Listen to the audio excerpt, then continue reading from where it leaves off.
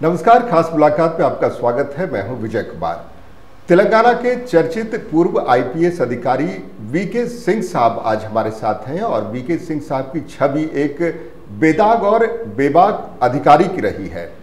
IPS कार्यकाल के दौरान ही उन्होंने घोषणा की थी कि नौकरी के बाद वो आम जनमानस में बड़े बदलाव को लेकर के काम करेंगे। तो उनसे सीधे बातचीत करते हैं कि ये काम अभी किस दौर में चल रहा है। सर, बहुत बहुत स्वागत है आपका। धन्यवाद जी। अभी जो सामाजिक कार्य में आप लगे हुए हैं वो किस तरह का है और कहाँ, तेलंगाना में या बिहार में किस तरह के काम अभी चल रहे हैं? ऐसा है कि एक महापरिवर्तन आंदोलन के नाम से जी, खासकर बिहार की जनता को जगाने, उनमें जागरूकता लाने और राजनीति में फैली हुई अपराध और जातिवाद की संस्कृति को दूर करने के लिए यह महापरिवर्तन आंदोलन एक सामाजिक और अराजनीतिक प्रयास है। तो इसमें मैं 2011 से ही लगा हुआ हूँ, क्योंकि इस आंदोलन को राजनीति से कुछ लेना देना नहीं है। तो 2011 से बहुत कम मैं जा पाता था, क्योंकि सरकारी सेवा में था। तो 2020 में मैंने स्वैच्छिक सेवानिवृत्ति इसी के लिए ली थी कि मैं इस आंदोलन में पूरी तन मन से लगूंगा, लेकिन वो कोरोना के चलते फिर 2 साल कुछ नहीं हो सका। तो अब 2022 से मैं काफ़ी ज़ोर शोर से इस काम में लगा हुआ हूँ कि ताकि सामाजिक बदलाव, महापरिवर्तन, क्योंकि छोटे मोटे परिवर्तन से बिहार में मुझे नहीं लगता है कि कुछ होने वाला है। सब लोग जब तक मिल कर एक पूरे दृढ़ इरादे के साथ नहीं लगेंगे तो बिहार की जो स्थिति है उसको बदलने में हम कामयाब नहीं होंगे। सर, आमतौर पर होता है लोग कि सिस्टम में अगर खराबी है तो नेताओं को भला बुरा कहते हैं, और आपने हमेशा ये माना है कि सिर्फ नेताओं को गाली देने से फ़ायदा नहीं है, बल्कि लोगों में, उनके सोच में एक बड़े बदलाव की ज़रूरत है और उसको लेकर के आप काम भी कर रहे हैं। बिहार में काम कर रहे हैं सर, फिलहाल आप तेलंगाना में भी बहुत सक्रिय हैं। बिहार में क्या उम्मीदें लगती हैं आपको बदलाव को लेकर के? आने वाले समय में कब बिहार एक सकारात्मक सोच के साथ विकास कर सकेगा? देखिए, मेरा बड़ा दृढ़ विश्वास रहा है जी कि जब तक बिहार महाशक्ति नहीं होगा, जब तक बिहार की उन्नति नहीं होगी, तब तक भारत महाशक्ति नहीं बन सकेगा। कारण कि भारत का इतिहास बिहार का इतिहास है। सबसे पहले साम्राज्य का उदय वहीं हुआ। मगध साम्राज्य, मौर्य साम्राज्य, गुप्त साम्राज्य का भी वो सेकंड कैपिटल हुआ करता था पाटलिपुत्र। हर्षवर्धन की भी सेकंड कैपिटल जो कनौज में थे उनकी भी हर्षवर्धन डायनेस्टी की। और जिस दिन हर्षवर्धन का अंत हुआ, मतलब वर्धन डायनेस्टी का अंत हुआ, उसके बाद से बाहर के आक्रांताओं का यहाँ आक्रमण शुरू हुआ और एक तरह से लंबी श्रृंखला चली जिसमें बाहर के लोग आकर यहाँ राज करते रहे। बाद में फिर अंग्रेज भी आए, वहाँ वो भी 200 साल राज्य किए। मतलब कि बिहार जिस दिन डूबा उसी दिन भारत भी डूबा। अब जब तक बिहार आगे नहीं बढ़ेगा तब तक चाहे कोई कुछ भी कर ले, भारत आगे नहीं बढ़ सकता है, ये मेरा विश्वास है। इसलिए मैं बिहार की उन्नति के लिए प्रयास कर रहा हूँ। जी सर, बिहार का जब भी नाम आता है तो बाकी प्रदेशों में एक अलग तरह की छवि उभारी जाती है। अपराध जनित बिहार, या वहाँ पर सिस्टम को लोग नहीं मानते हैं, छोटे मोटे जो नियम कायदे कानून है उसकी अवहेलना करना बिहार में आम बात है। आपने बड़ा योगदान दिया है। बिहार में एसटीएफ का जो गठन हुआ था और बाकायदा आपको आमंत्रित किया गया था, तत्कालीन सरकार ने आपको बुलाया था। वहाँ अपराधियों को हैंडल करने में कितना चैलेंजेस आपको फेस करना पड़ा? एसटीएफ के जरिए आपने कितनी सफलता हासिल की थी उस दौर में? देखिए, ये बात सही है कि बिहार में जो अभी संस्कृति है उसमें विकृति आ गई है। इसका ऐतिहासिक कारण भी है, क्योंकि जब अंग्रेज आए तो उन्होंने कलकत्ता को अपना मुख्यालय चुना और बिहार को एक हिंटरलैंड के रूप में काम किया। मतलब कच्चे माल और लोगों को मजदूर के रूप में उनका उपयोग में लाना, इस तरह से बिहार का उत्थान हुआ नहीं। और जहाँ भी कभी गरीबी होती है, जहाँ भी कभी डिप्रिवेशन होता है, लोग सुख सुविधाओं से, बुनियादी सुविधाओं से अगर रहित हो जाते हैं, वंचित हो जाते हैं, तो अपने आप उनकी सभ्यता, संस्कृति और संस्कार, आचार व्यवहार गिरने लगता है। बाद में बिहार चूँकि बहुत डिस्टर्ब रहा है, बाहर से जितने भी आक्रांता है सामान्यतः वहीं आते थे, तो इससे बिहार की संस्कृति आज से नहीं, बहुत पुराने समय से हिंसा से प्रभावित रही है। वहाँ के लोगों की भी भावना, उनके लोगों का भी जो स्वभाव है वो थोड़ा निश्चित रूप से उग्र है, जो जरूरी है किसी भी सभ्यता को आगे बढ़ाने के लिए। जिसमें वो उग्रता नहीं रहेगी, जिसमें जोश नहीं रहेगा, वो कभी आगे बढ़ नहीं सकता है, वो नेतृत्व नहीं दे सकता है। तो बिहार में ये जरूर है कि लोगों में ये कमी है, लेकिन लोगों से ज़्यादा मैं वहाँ के प्रशासन को मानता हूँ। प्रशासन ने अच्छा शासन नहीं दिया, क्योंकि मैं जब एसटीएफ में था तो शुरू में मुझे भी ऐसा ही लगता था कि यहाँ के लोग कुछ कर नहीं सकते हैं। मुझे बड़ा आश्चर्य हुआ कि जब मैं वहाँ गया और एसटीएफ में जब वहाँ की सरकार लोगों को पहनने के लिए वर्दी हमारे कमांडोज को नहीं देती थी, जो एसटीएफ के कमांडो थे, उनको कोई टीए यात्रा भत्ता नहीं मिलता था, उनको कोई विशेष भत्ता नहीं मिलता था, वो अपने पैसे से जूते खरीदकर और कपड़े खरीदकर और इस हिसाब से काम करते थे कि मैं कह सकता हूँ कि वो ग्रे हाउंड से किसी कीमत पर कम नहीं थे। और इतनी सुविधाओं के कमी के बावजूद एसटीएफ को डीजीएनआईजी कॉन्फ्रेंस में उस ज़माने में 2003 में best commando force in India माना गया था। तो बिहार के जो लोग हैं, चाहे पुलिस के हों चाहे लोग हैं, उनमें असीम शक्ति है, असीम उत्साह है। अब केवल उनको जगाने की ज़रूरत है, जो मैं कर रहा हूँ अभी। सर, आप वाकई एक जेन्युइन एफर्ट कहा जाएगा आप जो लगा रहे हैं, लेकिन अमूमन ऐसा होता है कि जिस आईपीएस कैडर से आप रिटायर हुए हैं, आमतौर पर चाहत ये होती है कि रिटायरमेंट के बाद हम गवर्नर बन जाएं या सरकार के सलाहकार में चले जाएं या कोई प्रतिष्ठित पद मिल जाए रिटायरमेंट के बाद भी, लेकिन आपने कभी ऐसा न सोचा न ऐसी इच्छा जाहिर की। अब जबकि आप सामाजिक जीवन में आम जनमानस को एक तरह से बदलाव की दिशा में लगे हुए हैं और इसमें बहुत हद तक आगे भी बढ़े हैं, जिस कार्य में आप लगे हैं जाहिर तौर पर वो राजनीतिक तौर पर भी कहीं न कहीं फलित होगा या प्रभावित करेगा। 2024 के चुनाव में किस तरह से आपका ये जो मुहिम है वो प्रभावित कर सकता है राजनीतिक तौर पर? देखिए, मैंने पहले ही कहा है कि हमारा जो प्रयास है अराजनीतिक है, लेकिन राजनीति में फैले अपराधवाद और जातिवाद को समूल नाश करने का इरादा लेकर ये चल रहा है। तो 2024 तो बहुत मतलब अर्ली होगा, लेकिन उसके बाद के जो भी चुनाव होंगे उसमें मैं जनता को ये बतला रहा हूँ कि आप किसी भी चमत्कारी नेता, किसी भी राजनीतिक दल, किसी भी सरकार, किसी भी जाति के आधार पर वोट न देकर किसी भी जाति के, किसी भी पार्टी के अच्छे उम्मीदवार को आप वोट दीजिए।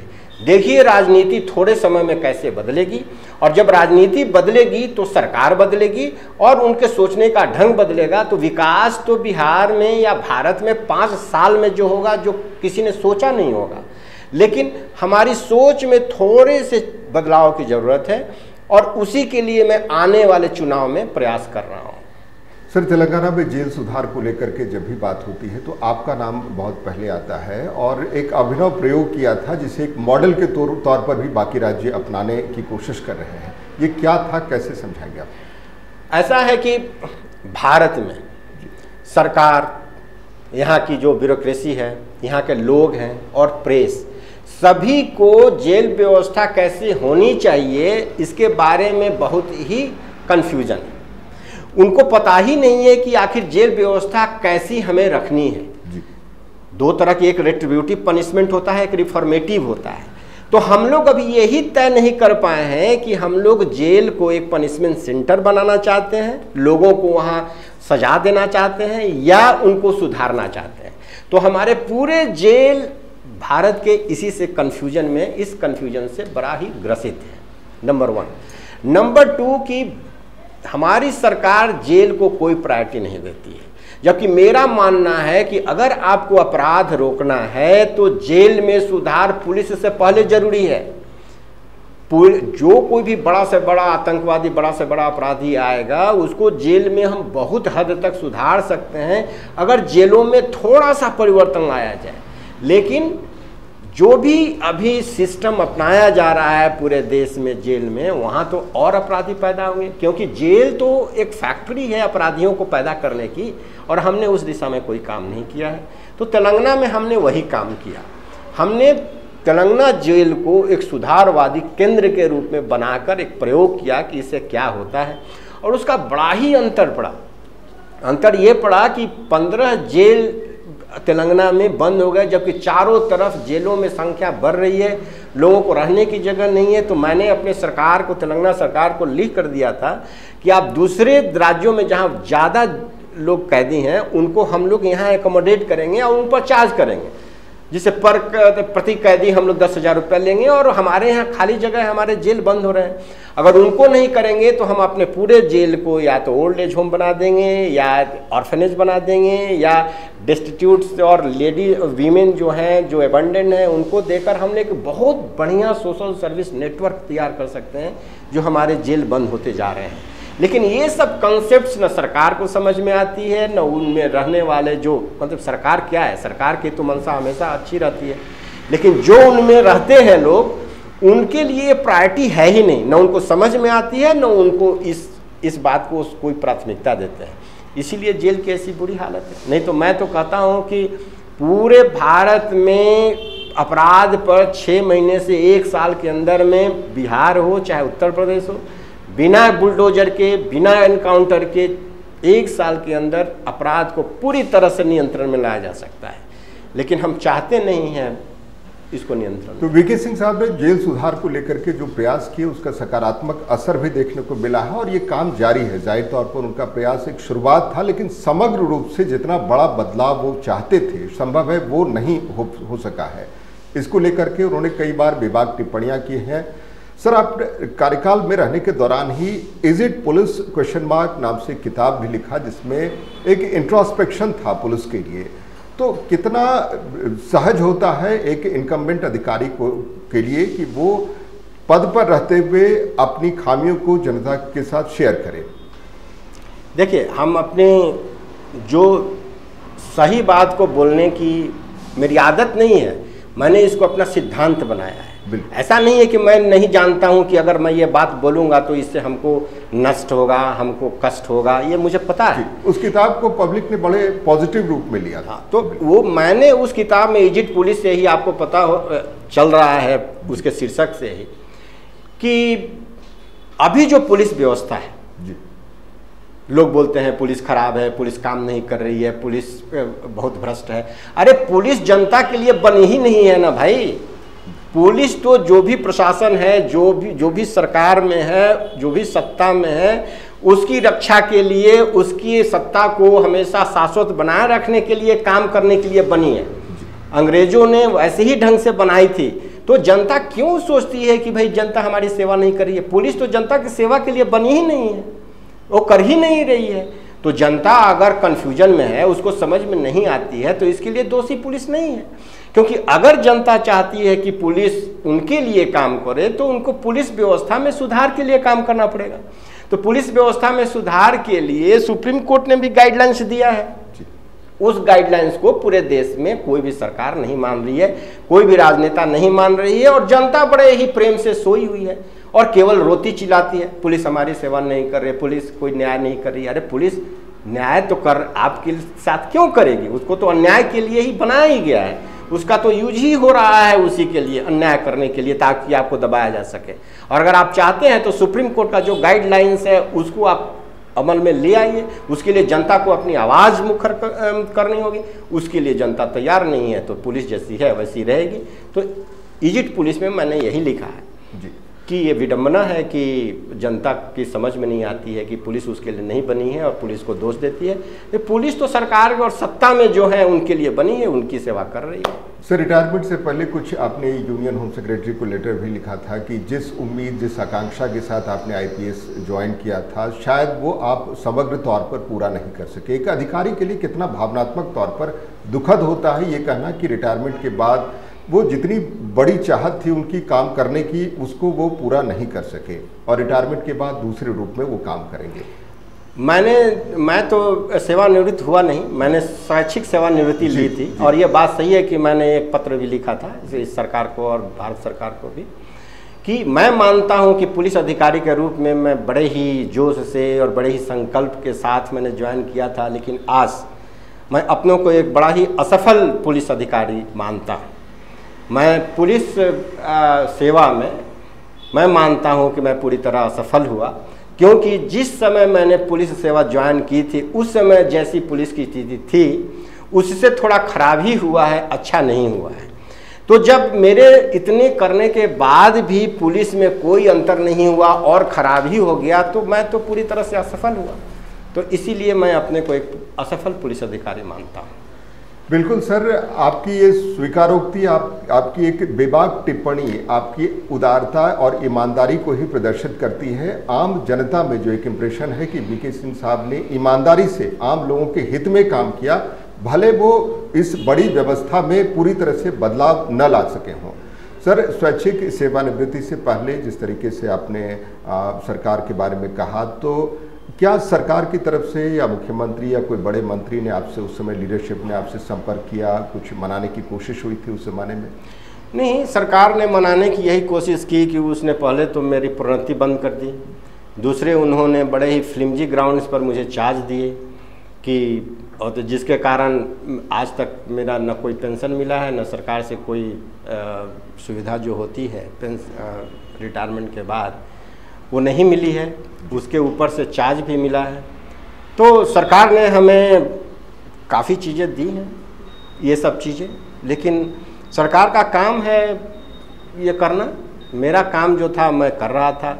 अब सरकार मुझसे नाराज़ होकर मेरे जितने भी कनिष्ठ अधिकारी थे, जूनियर थे, उनको प्रमोशन दिया, उनको पोस्टिंग दी, मुझे 6 महीना तक बिना पोस्टिंग के भी रखा गया। सब कुछ हुआ, लेकिन ये सब होता है, मतलब मैं इसका बुरा नहीं मानता। इसलिए बुरा नहीं मानता कि जिस संकल्प के साथ और जिस इरादे के साथ मैं पुलिस व्यवस्था में परिवर्तन के लिए काम करने के लिए चला था, उसमें ये सब होना बहुत स्वाभाविक है और वो हुआ। केवल दुख यही रहा कि इतना सब कुछ करने के बाद भी पुलिस व्यवस्था में मैं जनता के लिए कोई सुधार नहीं कर सका। मुझे जो दुख कष्ट हुआ, नष्ट हुआ, जो प्रोन्नति नहीं हुआ, जो पेंशन बंद है, जो बहुत सारी बातें हैं, वो तो अपनी जगह पर हैं। उससे मुझे काफ़ी कष्ट हो सकता है, हो भी रहा है, लेकिन उसका मुझे तनिक भी दुख नहीं है। दुख इस बात का है कि मैं कुछ कर नहीं पाया जनता के लिए इस पुलिस व्यवस्था में सुधार के द्वारा। तो ऐसे बिरले ही ईमानदार अधिकारी मिलते हैं जो बड़ी बेबाकी से स्वीकार करते हैं कि उन्हें परेशानी हुई और जाहिर तौर पर उन्होंने जनता का पक्ष लिया, हमेशा जनता का पक्ष लिया, लेकिन उस नज़रिए से जितना कुछ होना चाहिए था शायद पॉलिटिकल लीडरशिप को पसंद नहीं आया। तो जाहिर तौर पर वीके सिंह साहब अकेले नहीं, कई ऐसे ईमानदार अधिकारियों की फहरिस्त है जिन्हें अलग अलग सरकारों ने, अलग अलग पॉलिटिकल लीडरशिप ने प्रताड़ित किया, परेशान किया, और संभव है उसके बाद कोर्ट की लड़ाई और बहुत तरीके हैं जिससे आदमी जो बेनिफिट्स हैं वो हासिल किए जा सकते हैं। सर, एक चीज़ और है, ट्रेनिंग एकेडमी में आपने योगदान के दौरान काफ़ी कुछ फैसले लिए थे जिसका असर और जिसकी चर्चा आज भी होती है। खासकर कैडेट्स को बहुत तरीके की जो सुविधाएं थी, स्वीपर की, सफाई कर्मी की, वो सुविधाएं हटा दी गई थी डिसिप्लिन के लिहाज से। तो वो क्या एक्सपेरिमेंट था? देखिए, मैं मानता हूं कि पुलिस व्यवस्था में आज जितनी भी कुरीतियां हैं और जितने भी बैड ट्रेंड्स हैं वो ट्रेनिंग सेंटर के चलते हैं जी।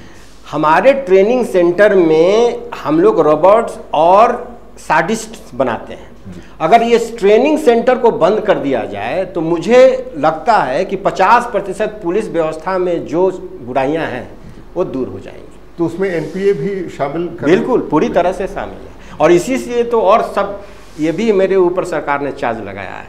मेरे ऊपर सरकार ने चार्ज ये लगाया है कि आपने ऐसा कहा कि सभी जो प्रशिक्षण केंद्र हैं वो काउंटर प्रोडक्टिव हैं, उनसे घाटा हो रहा है। तो मैंने उसमें कहा था कि चाहे वो एनपीए हो, चाहे ये सरकार हो, चाहे कहीं के भी ये प्रशिक्षण केंद्र हो, उनको अगर बंद कर दिया जाए तो पुलिस में 50% कुरीतियाँ और बुराइयाँ खत्म हो जाएंगी, क्योंकि हमारे प्रशिक्षण केंद्र साडिस्ट्स बना रहे हैं। और इसका मैंने वहाँ प्रयोग शुरू किया था और वहाँ मैंने लोगों को बताना चाह रहा था कि यहाँ भी ईमानदार, जैसे मैंने जेल विभाग में भ्रष्टाचार को शून्य पर ला दिया था, ये वहाँ के सभी प्रेस वाले, राजनेता, अधिकारी, जनता सभी मानते थे कि हाँ, जेल विभाग में भ्रष्टाचार बिल्कुल नहीं है जी। पुलिस विभाग में भी 6 महीना से साल भर में हम लोग भ्रष्टाचार पूरी तरह से बंद कर सकते हैं, क्योंकि पुलिस अधिकारी इसके लिए तैयार हैं। जो पुलिस अधिकारी अपने ड्यूटी पर, अपने कर्तव्य पर अपनी जान दे सकता है, वो पैसा लेना भी रोक सकता है। उसमें वैसे वर्दी में उतनी गर्मी रहती है, वर्दी में उतना कर्तव्य का भान होता है, लेकिन उसकी उस वर्दी को दाग दाग करने के लिए ये सारी व्यवस्थाएं हैं, जिसमें ट्रेनिंग सेंटर भी एक है। तो बिल्कुल सर, एक चीज़ और ये है कि जो आईपीएस का इतना बड़ा लंबा करियर रहा, कोई ऐसा वाकया हो जो आप जिक्र करना चाहें? इतने लंबे करियर में कोई ऐसी घटना हो किसी अपराधी के साथ, किसी नेता के साथ, किसी आम जनता के साथ, कोई ऐसा इंसिडेंट हुआ हो जो इंटरेस्टिंग हो? वो तो पूरे सेवा काल में हमारा ऐसा ही रहा है कि लोगों ने, मैंने जहाँ एक ही चीज़ मैं बता सकता हूँ कि हमारे जो भी हमारे अधीनस्थ थे जी, मैं उनके प्रति बड़ा ही शुक्रगुजार हूँ, इसलिए कि मेरा काम करने का ढंग थोड़ा बड़ा ही कठोर हुआ करता था।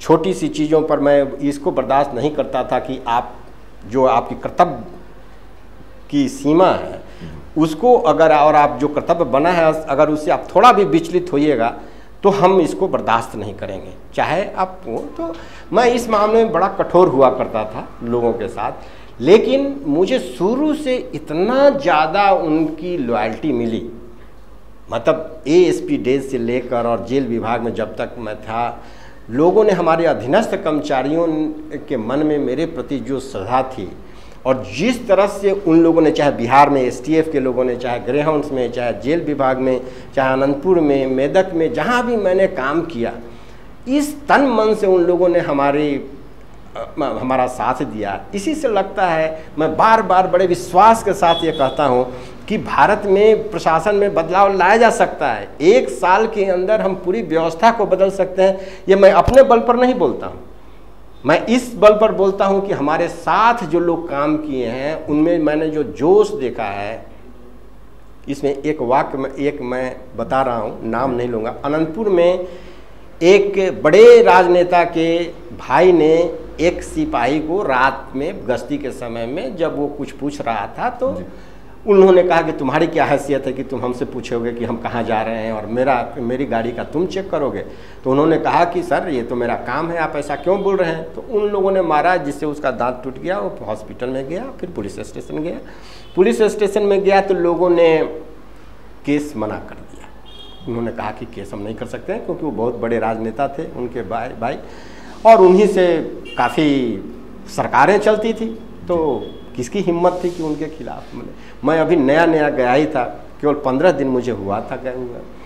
तो मैंने रात में वो भी जो हेड कांस्टेबल था उसकी भी हिम्मत की दाद देनी पड़ेगी कि उसने हमको रात में 2 बजे फ़ोन किया और कहा कि सर हमको मारा गया है और हम पुलिस स्टेशन में गए हैं, कोई कुछ नहीं कर रहा है कि मतलब इसमें मैं ये करना। अच्छा, मैंने कहा ऐसा क्यों हुआ, किसको मारा। तो हम हॉस्पिटल में गए थे, तो मैंने इंस्पेक्टर को रात में फ़ोन कराया। उस ज़माने में वायरलेस से फ़ोन करता था, क्योंकि ये मोबाइल फ़ोन था नहीं।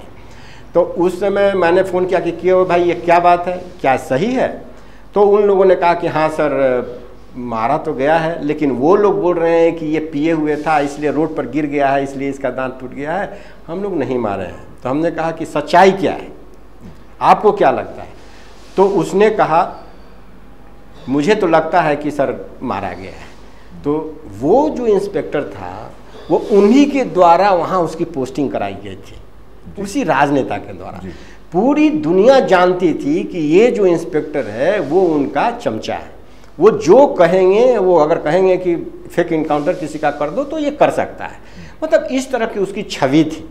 और वो अनंतपुर में ही बहुत दिनों से घूम रहा था, उन्हीं राजनेता के बल पर। उसकी पोस्टिंग बाहर नहीं होती थी, जहाँ चाहता था वहीं पोस्टिंग करा लेता था। तो मैंने कहा कि भाई तो इसका केस क्यों नहीं रजिस्टर हुआ। तो सर अभी तक तो नहीं हुआ है। हमने कहा केस रजिस्टर करिए। ठीक है हम सर कर रहे हैं। तो हमने कहा कि अब भी मैं चाहता हूँ कि उसको अरेस्ट होना चाहिए। तो थोड़ा चुप रहा। तो हम कहे आपसे होगा कि नहीं होगा। तो कहा कि सर आप कहेंगे तो ज़रूर होगा। तो मैंने कहा कि तो आप अरेस्ट करके ले आइए। तो घर गए, बोलो पुलिस गई तो उनके दरवाजे पर। तो लोग बोला कि इतना रात में क्यों आए भाई। तो कहा कि आपको पुलिस स्टेशन चलना होगा। कहा अरे तुम्हारे दिमाग खराब है, पुलिस स्टेशन चलना होगा, सवेरे आना, हम अभी नहीं जाएंगे कहीं। तो सर आपको तो अभी चलना होगा। तो कह रहे तुम तुम क्या बोल रहे हो? तो उसने कहा कि नहीं, एसपी साहब ने कहा है तो उसका पालन करना, तो मुझे पालन करना ही है। उसको उसने बहुत बताया, एसपी साहब तुम्हारा क्या कर लेंगे? अरे सब हम तुम्हारा कर रहे हैं और तुम इस तरह से बात कर रहे हो। कहा कि अब जो भी हो सर, लेकिन आपको पुलिस स्टेशन चलना पड़ेगा। वो उनको पुलिस स्टेशन ले आया, उनको अरेस्ट किया। रातों रात हमको 4 बजे हैदराबाद से फ़ोन आने लगे, ये क्या कर रहे हैं आप, वो कर रहे हैं। उन लोगों ने इंस्पेक्टर को फ़ोन किया, कहा कि हम तो कुछ नहीं कर सकते हैं जब तक एसपी साहब नहीं कहेंगे, हम तो नहीं छोड़ने वाले। वो छोड़ भी सकता था, वो नहीं भी अरेस्ट कर सकता था, वो ये भी कह सकता था कि हम गए थे लेकिन वो नहीं मिले। लेकिन उसने कहा कि सर अगर आप कहेंगे तो हम करेंगे। और उसने उसको अरेस्ट किया और उनको ले गए। हालांकि मजिस्ट्रेट साहब, वो तो पूरा जाल बना हुआ है ना, उनका तुरंत उनका हो गया, बेल भी हो गया उनका। लेकिन उनको अरेस्ट करके मजिस्ट्रेट तक वही इंस्पेक्टर ले गए। उनको बहुत गालियां दी वहाँ के राजनेताओं ने, बहुत भला बुरा उसको कहा, उसका ट्रांसफ़र करवाया वहाँ से। लेकिन ये घटना इसलिए मुझे याद है कि वो इंस्पेक्टर जिसको लोग समझते थे कि बहुत बड़ा चमचा है, बहुत भ्रष्ट है और ये राजनेताओं के साथ ही काम करेगा, उस रात में मैंने जब कहा, और एकदम मैं नया था और मेरा फर्स्ट चार्ज था, एकदम नया था, उस समय मैंने कहा कि अरेस्ट करना है, तो उसने कहा कि सर हम पुलिस में हैं और अगर आप कहेंगे तो हमारी जान जाए, नौकरी रहे नहीं रहे, हम ज़रूर वही करेंगे जो आप कहेंगे। और उसने किया। तो इसीलिए मैं मानता हूं कि हमारे जो भी अधीनस्थ कर्मचारी हैं, अगर उनको नेतृत्व दिया जाए तो भारत की जो भी कानून व्यवस्था है, इसको 6 महीने से साल भर में पूरी तरह से ठीक किया जा सकता है। लेकिन ये तो जाल बना हुआ, और मैंने कहा कि इसीलिए मैं असफल हुआ, क्योंकि हर व्यवस्था काफ़ी कंप्रोमाइज हो गई है। तो बिल्कुल वीके सिंह साहब अगर कहते हैं कि वो असफल है, तो इसका मतलब ये नहीं, जाहिर तौर पर एक बहुत ही बड़ी और गूढ़ बात है जिसे समझने की ज़रूरत है। वो कहीं ना कहीं संकेत कर रहे हैं व्यवस्थागत खामियों को लेकर के, और उन खामियों में सुधार तभी हो सकता है जब आम जनता जागेगी। और एक ईमानदार छवि के जो पुलिस अधिकारी होते हैं, अगर प्रताड़ित हैं तो जाहिर तौर पर ये उनके लिए एक रिवॉर्ड होता है। और वीके सिंह साहब, जाहिर तौर पर उनकी एक सामाजिक छवि जो है, आम जनता के बीच उनकी छवि बेहद ईमानदार और साफ सुथरे अधिकारी के तौर पर रही है, और उनके सामाजिक कार्यों की आज भी लोग सराहना कर रहे हैं और सहयोग भी कर रहे हैं। बहुत बहुत शुक्रिया सर इस पूरी बात। धन्यवाद।